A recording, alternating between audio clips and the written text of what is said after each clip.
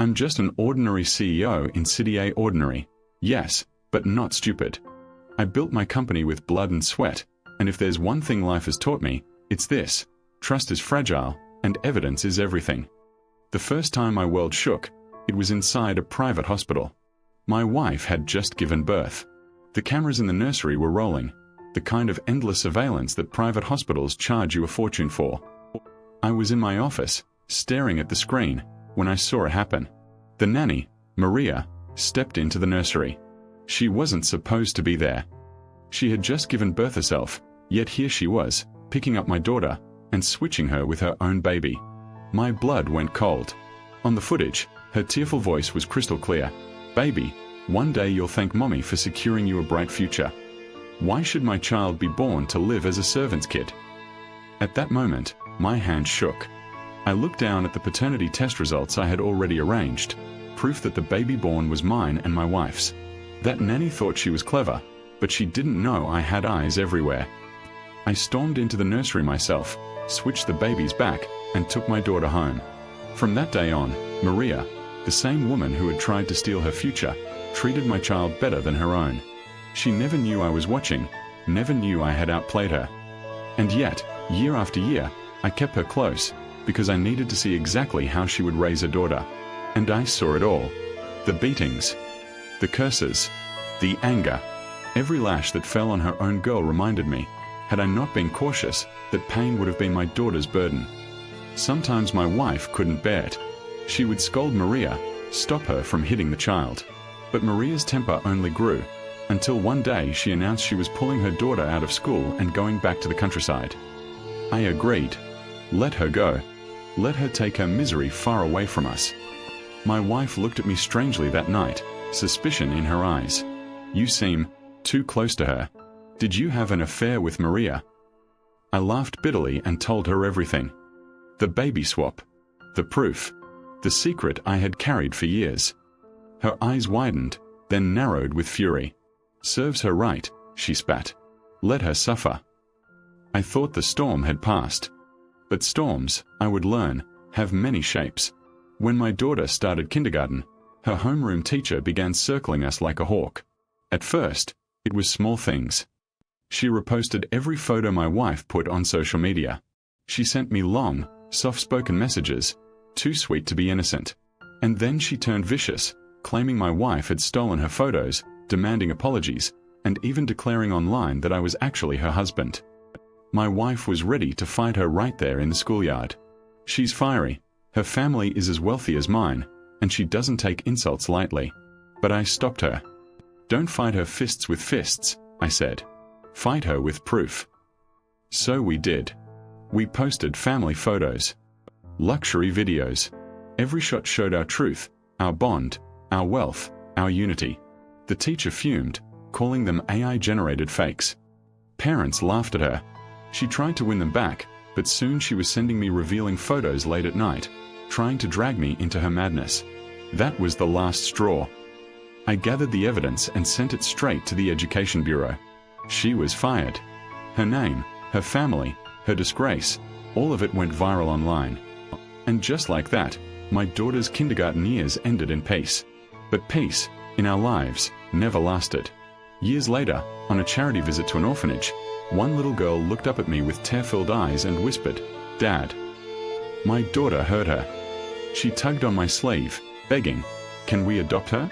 Please." I wanted to say no. My daughter was smart, but she was also too kind, too naive. I thought maybe it was time to let her learn.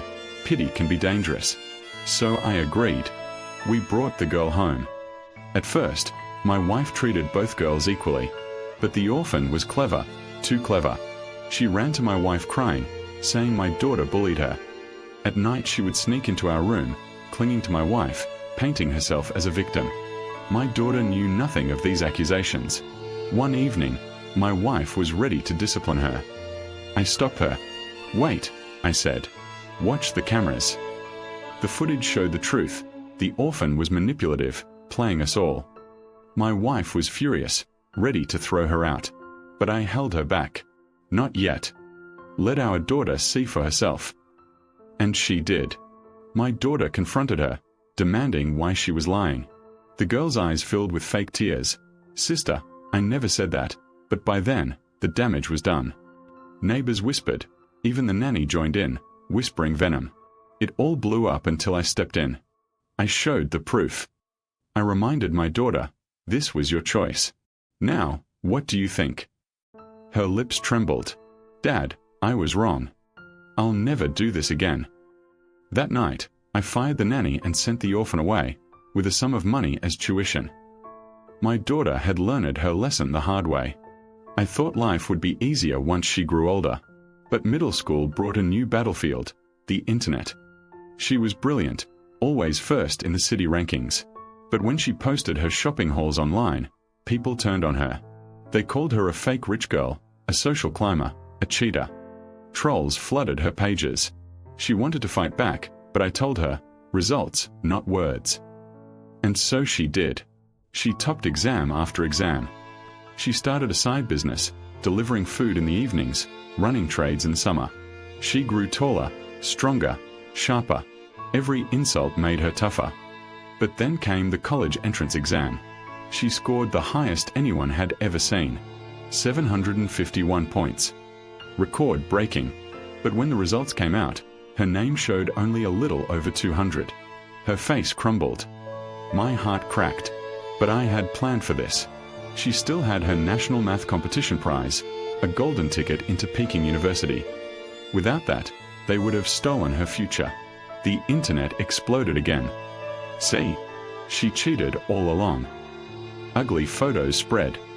Videos of her delivering food twisted into mockery. But my daughter stayed calm. She dropped the truth bomb herself.